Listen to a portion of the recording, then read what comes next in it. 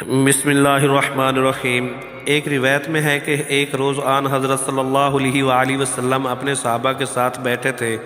ایک مرد قریشی نے آ کر کہا، یا رسول اللہ صلی اللہ علیہ وآلہ وسلم، ابو جہل پر 10,000 دینار میرے واجب ہیں اور وہ مجھے دیتا نہیں۔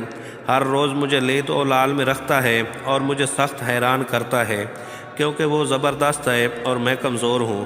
اگر آپ صلی اللہ علیہ وآلہ وسلم اس کے پاس جا کر دلا دیں تو مجھ پر بہت ہی احسان ہوگا۔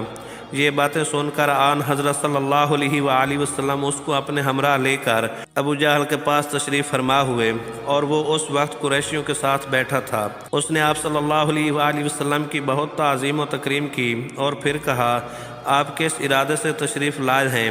آپ صلی اللہ علیہ وآلہ وسلم نے فرمایا، اے ابو جہل، 10,000 دینار اس غریب کو کیوں نہیں دیتا؟ یہ سنتے ہی فوراً ابو جہل نے 10,000 دینار اس کو دے دیے۔ پھر وہ مرد قریشی خوش ہو کر اسی وقت آپ پر ایمان لے آیا، اور آن حضرت صلی اللہ علیہ وآلہ وسلم جب وہاں سے تشریف لائے تو ابو جہل کی بیوی ابو جہل سے لڑنے لگی کہ کیوں تو نے اپنے دشمن کے خاطر مدارت کی اور ان کے کہنے سے اپنا مال بھی اپنے ہاتھ سے کھویا۔